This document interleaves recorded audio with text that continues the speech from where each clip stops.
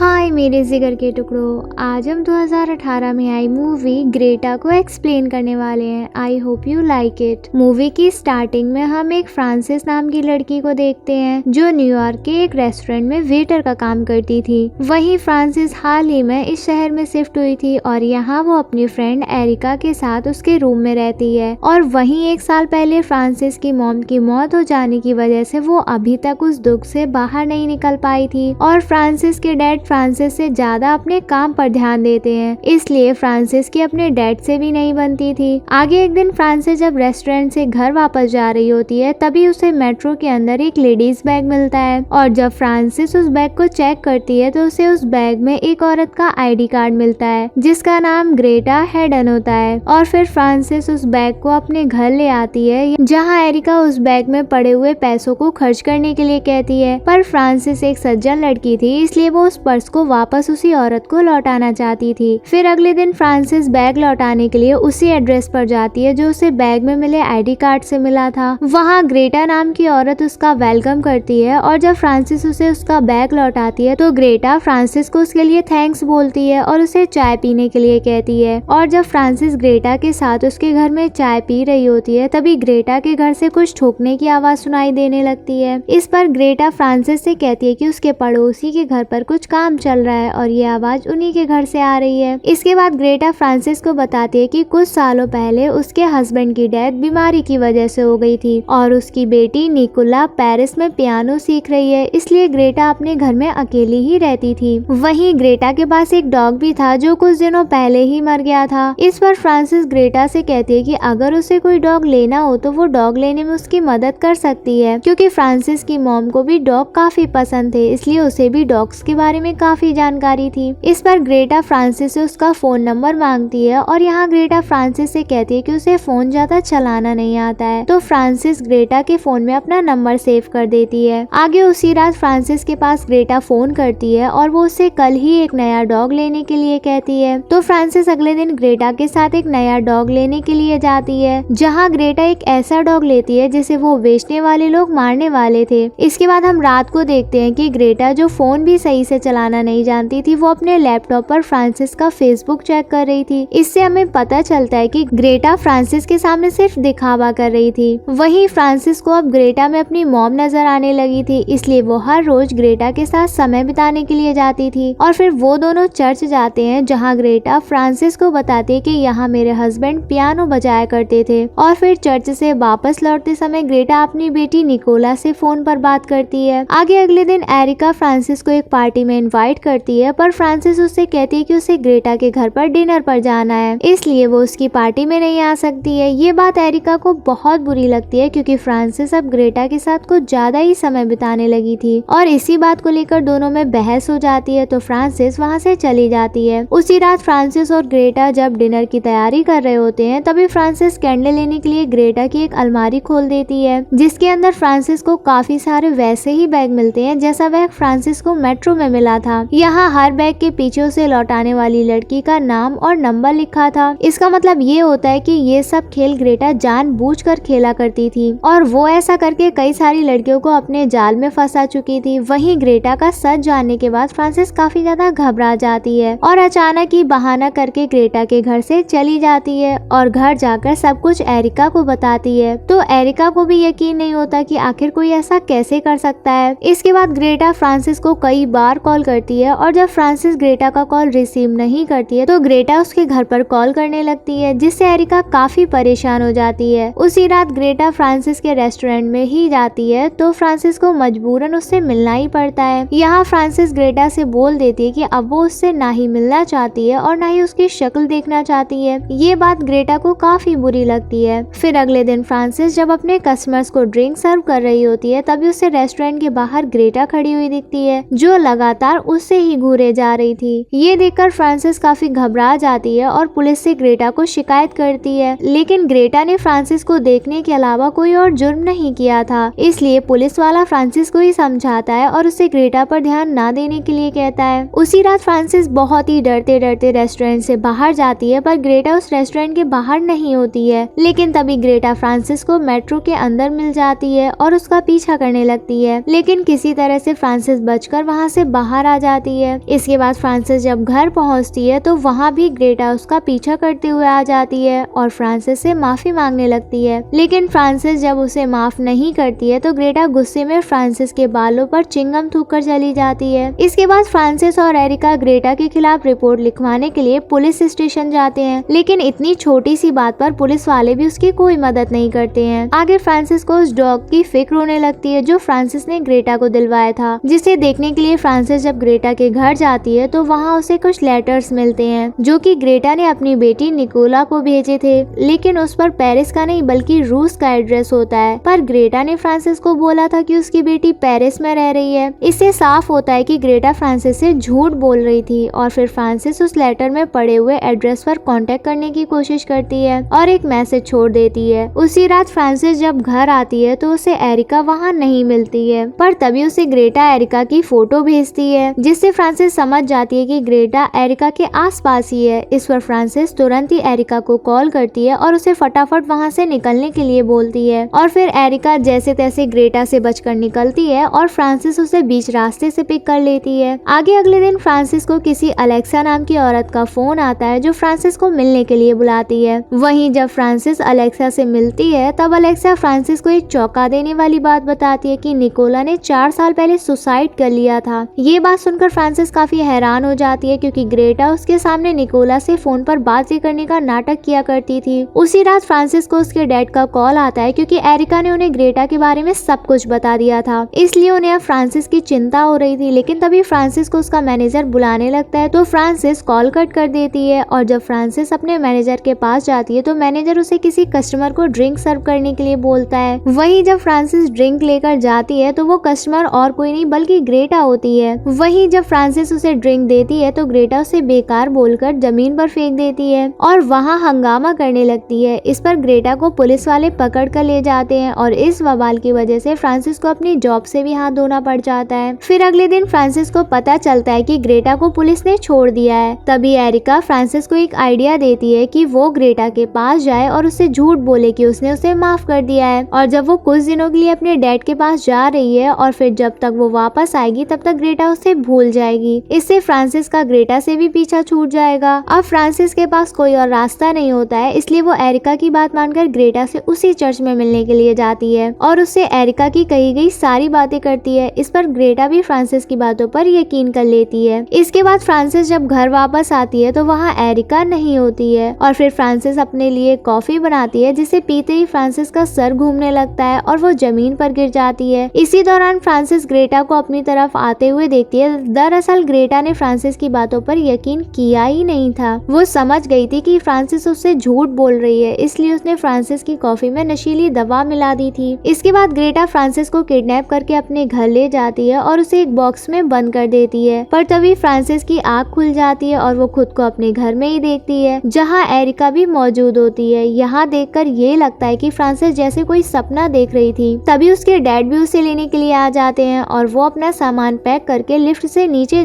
जाने लगती है। तभी अचानक लिफ्ट की लाइट्स लपलपाने लगती है और लिफ्ट बीच में ही रुक जाती है। इससे फ्रांसिस काफी डर जाती है और जोर जोर से चिल्लाने लगती है। लेकिन तभी हम देखते हैं कि एक बार फिर से फ्रांसिस की आंख खुलती है और वो खुद को उसी बॉक्स में बंद देखती है जिसमें ग्रेटा ने उसे बंद किया था। दरअसल गाइस, फ्रांसिस जो देख रही थी वो एक सपना था। यहाँ फ्रांसिस असल में ग्रेटा के घर में ही थी और फिर ग्रेटा फ्रांसिस को उस बॉक्स से बाहर निकालती है और उसे एक सीक्रेट रूम में बंद कर देती है जिसका दरवाजा ग्रेटा के पियानो के पीछे था। उसी रूम में फ्रांसिस को एक और लड़की का आईडी कार्ड मिलता है जिससे फ्रांसिस समझ जाती है कि ग्रेटा उससे पहले भी कई लड़कियों के साथ ऐसा कर चुकी है। इसके बाद ग्रेटा फ्रांसिस के फोन से उसके डैड को मैसेज कर देती है कि वो एरिका के साथ घूमने के लिए बाहर गई हुई है और वहीं एरिका को मैसेज कर देती है कि वो अपने डैड के साथ है। वहीं अब फ्रांसिस को गायब हुए कई दिन गुजर जाते हैं और उसकी कोई खबर ना मिलने से फ्रांसिस के डैड एरिका के घर पहुंच जाते हैं और यहाँ इन दोनों को मालूम होता है कि फ्रांसिस इतने दिनों से कहीं गायब है। तो फ्रांसिस के डैड उसे ढूंढने के लिए एक डिटेक्टिव से बात करते हैं और उसे ग्रेटा के बारे में पता लगाने के लिए कहते हैं। दूसरी तरफ ग्रेटा लगातार फ्रांसिस को टॉर्चर कर रही थी और एक दिन ग्रेटा जबरदस्ती फ्रांसिस को किचन में खाना बनाने के लिए कहती है तो फ्रांसिस ग्रेटा पर अटैक कर देती है और वहाँ से भागने की कोशिश करती है, लेकिन घर के सारे दरवाजे बंद होने की वजह से वो बेसमेंट में चली जाती है जहाँ फ्रांसिस को वही लड़की मिलती है जिसका आईडी कार्ड फ्रांसिस को मिला था। इसके साथ ही ये लड़की अब अभी जिंदा थी, जिसे देखकर फ्रांसिस काफी हैरान होती है। लेकिन तभी ग्रेटा वहां आ जाती और फ्रांसिस को बेहोश करके उसके हाथ पैर एक बेड से बांध देती है ताकि फ्रांसिस कहीं भाग ना सके।